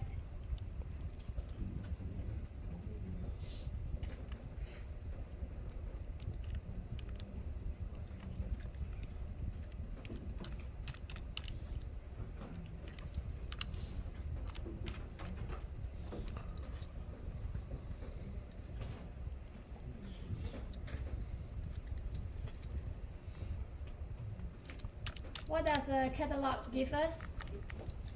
From our calculation, we cannot we did not take into consideration the radius corner. So the actual collar will have a fillet radius, which we cannot take that into consideration. So that's why our value will be slightly bigger than the one that we got from the catalog. The catalog is here.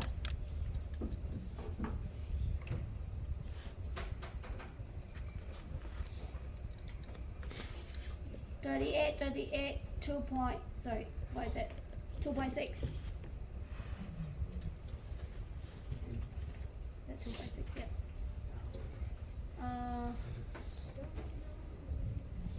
So it's here. So our area is 352 millimeter square. 352 millimeter square. And we get, how much you get? We get 368. Close to 352. Catalog is 352.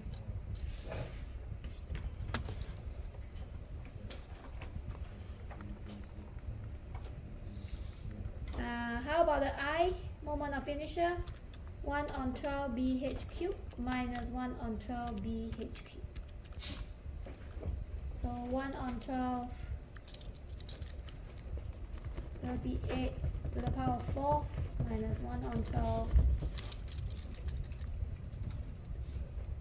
32.8 power 4. Because it's a rectangular, the B and the H are the same.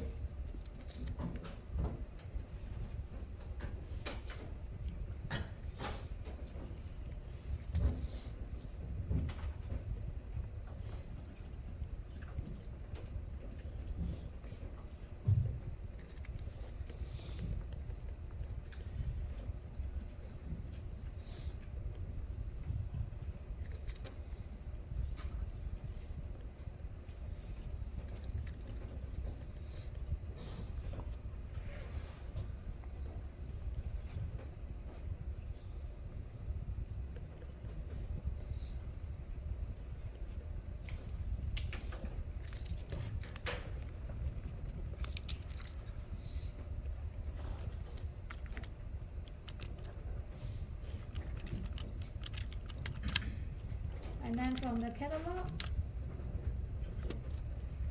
is 0.0720 times 10 to the 6. Need to convert to meter. 0.0720 times 10 to the 6. I want to convert to, so that is 7.2 times 10 to the minus 8 meter 4.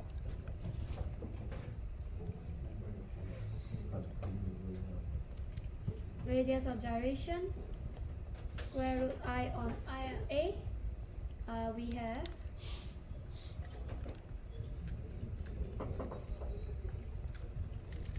divided by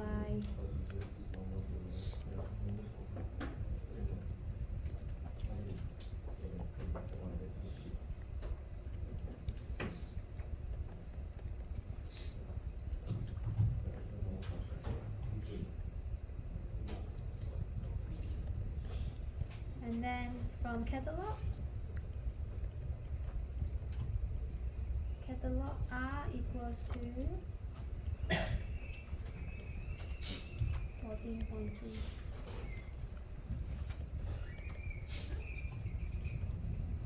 You can see that it's actually very close. So it doesn't matter if you don't have catalog, you can just calculate. So if we Manually. want to save the calculation, we just bring the catalog. Yes, that's another way to put it. But if you are environmentalist, I would recommend you not to print anything and just memorize the formula.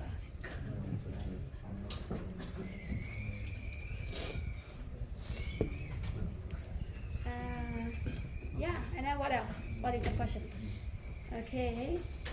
We need to work out if the load, the technician or the feeder responsible for adding the pin joint and attachment has made an acceptable job of getting them axially positioned. So this is ideal column, Euler buckling, because it says that it is perfectly aligned, there is no eccentricity, we don't need to worry about secant formula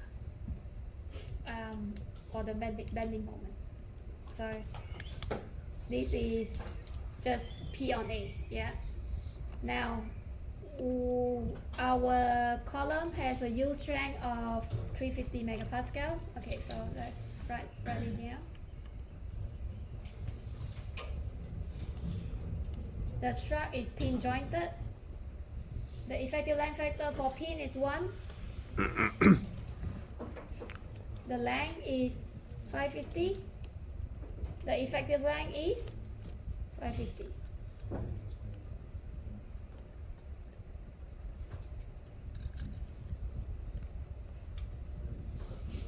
So what is the allowable stress?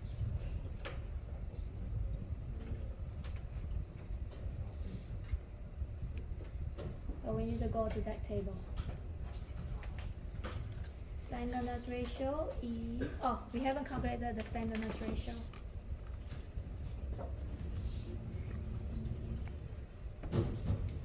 Slenderness ratio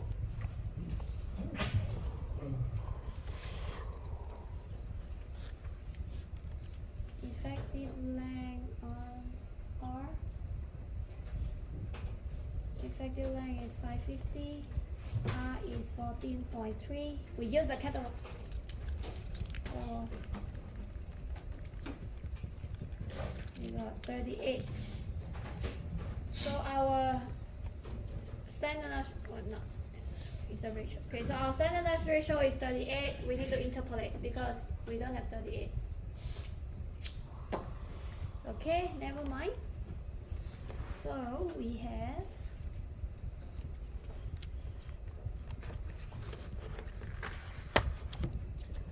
yield strength of 340. We don't have yield strength of 350, right? Over here, we don't have yield strength of 350. We don't have standardized ratio of 38.46. So we need to do a lot of interpolation. So let us start with yield strength of 240.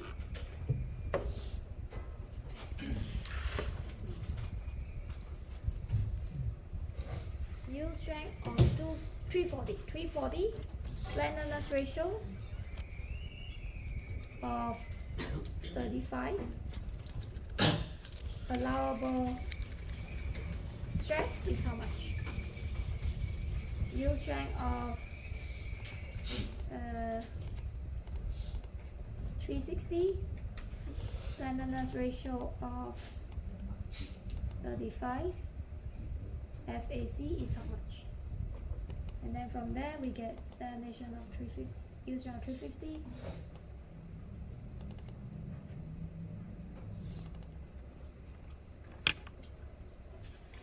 Okay, this is the first case.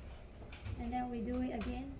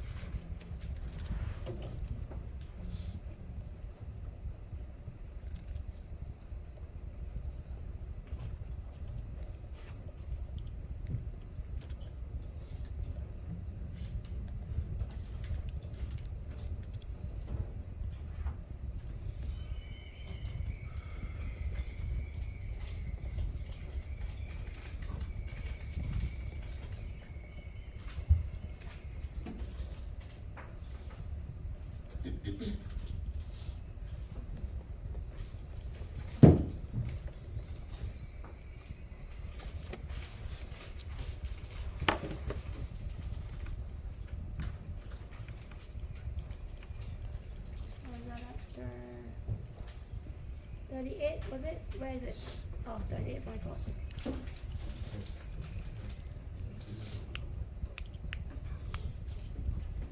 Okay, 1, 2, 3, 4, 5, 6, 7, 8, 9. Let's do it.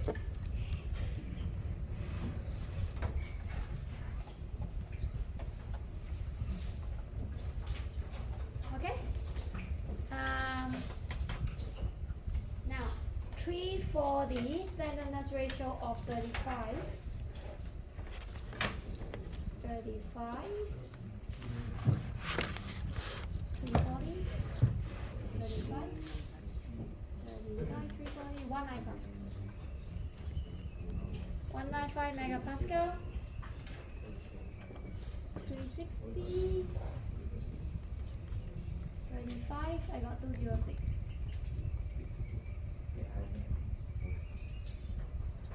Then 340.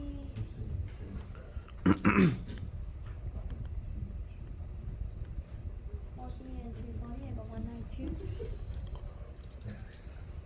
340. 360 and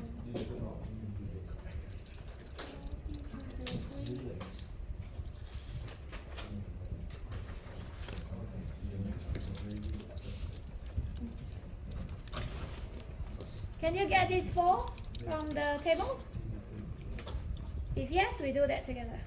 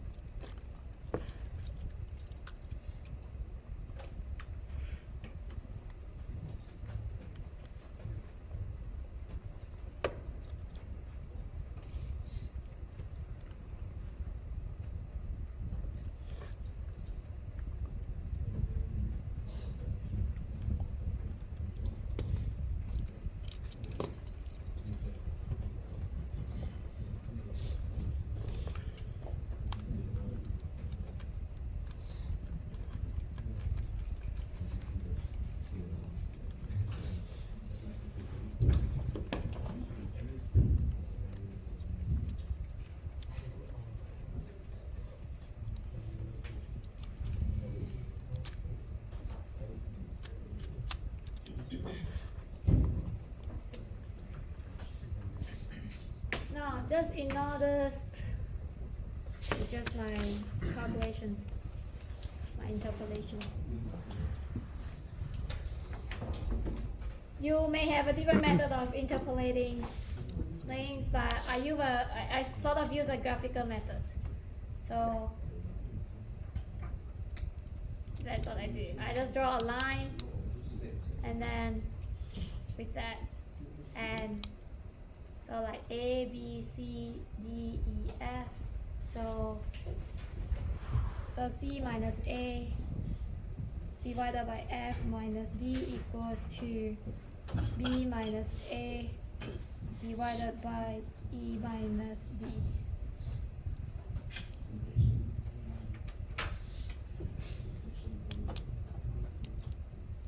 Is that how you do it? Interpolate?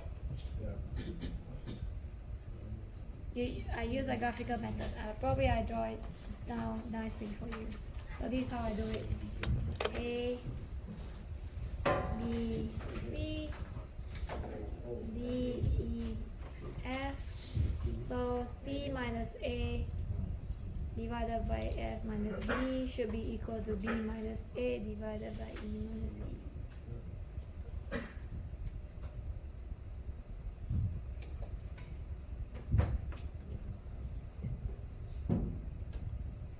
That is how I do it.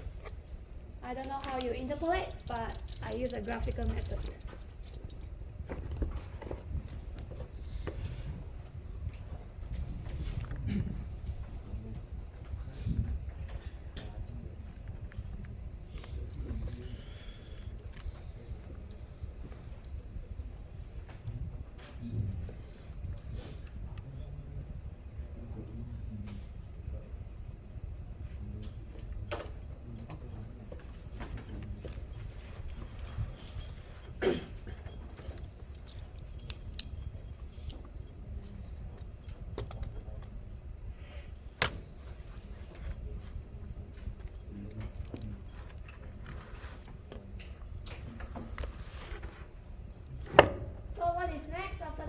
You take the stress, you multiply by area, you find out the allowable load, and then compare with the one that's given in the question.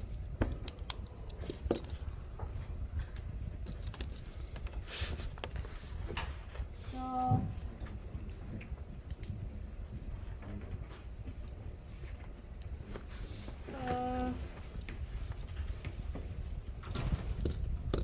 okay, our allowable stress is 198.42 megapascal.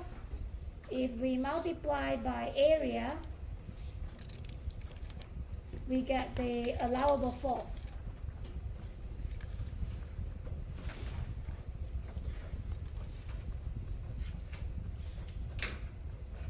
What is my area? 352.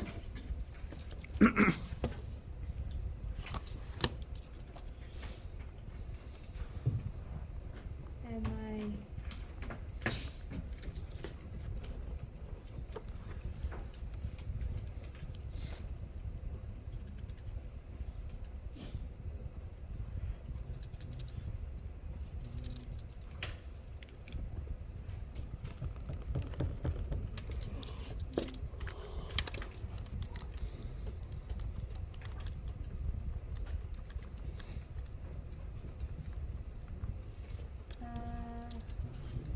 yeah, 69.83 newtons. The allowable load is this. According to the question, it is proposed to apply an axial compressive load of 41,000. So allowable is 69. You apply 41. Is it okay? Is it good? Would it buckle? Yes.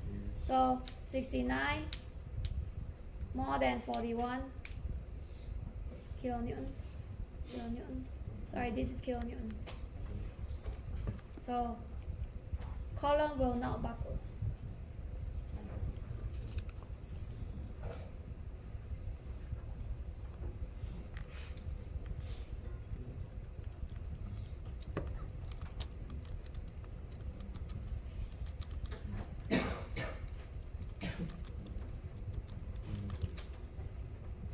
I trust that you will answer that second part of the question by yourself.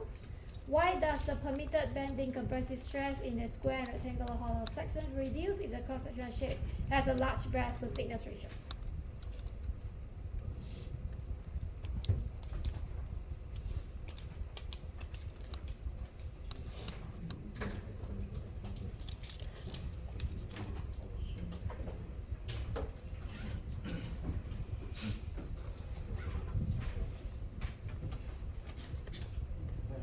For the area, is it using the catalog one or is it Yeah, calculator? you choose either one. The catalog is good, yeah. Okay.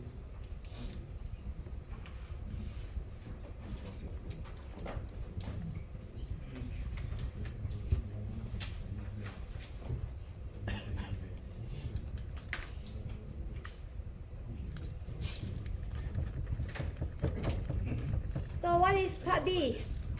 Why does the permitted or allowable stress reduce if the cross section has a large breadth to thickness ratio?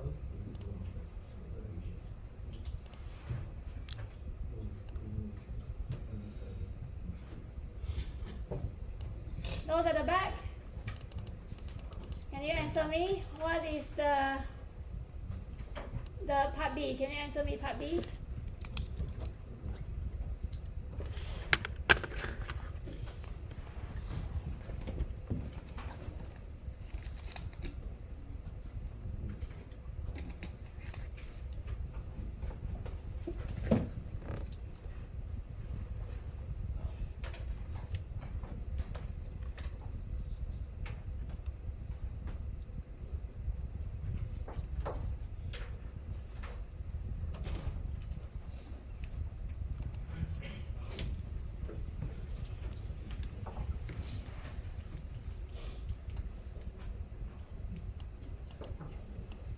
So you don't want to answer me, so I'll leave you for you to answer it yourself. What is part B?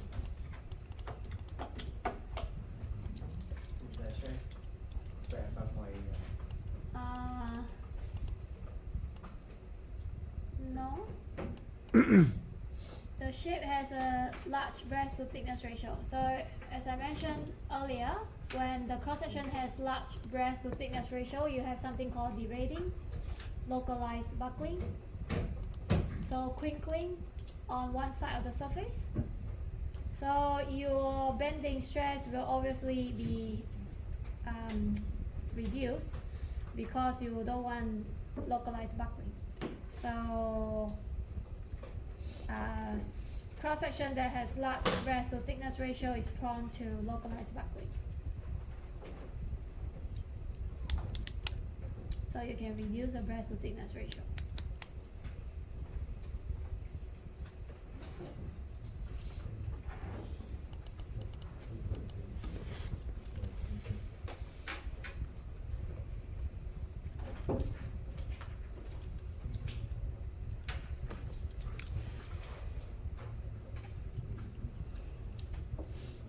So the question may ask you like, why does the permitted bending stress reduce in real column compared to ideal column?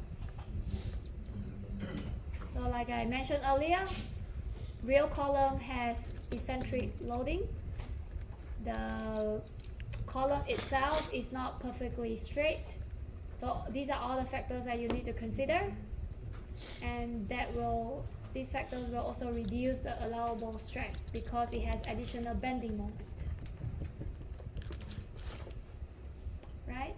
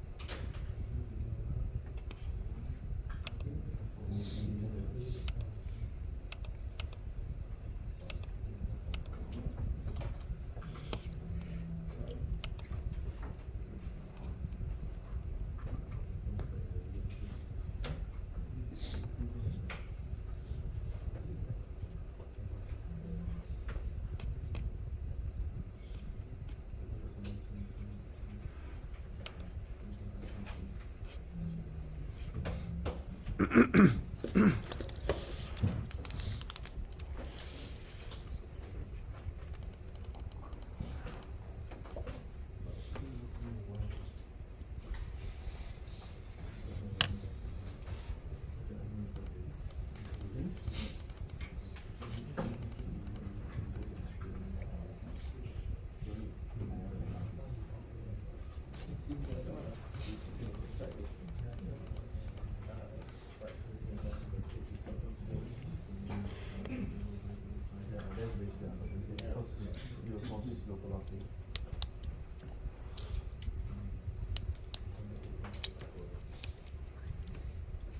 that is our last question. Is there anything you want to learn? You want to learn?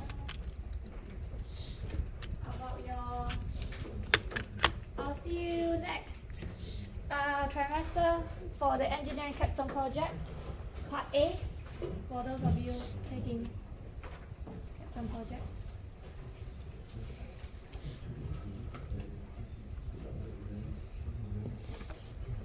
Anything you would like to know about? Do the interpolation. Sorry, How do you do the interpolation using the graph game? the interpolation? Yeah, how do you use the graph to? Oh, this is just my way of interpolating. It's linear interpolation, so the slope will be the same.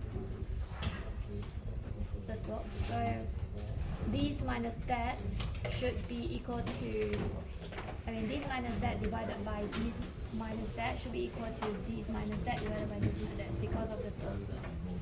They have the same slope because it's linear. How you put that? How you put in the formula? Is it the value? Yeah, how do you print the values? Oh, so I have here,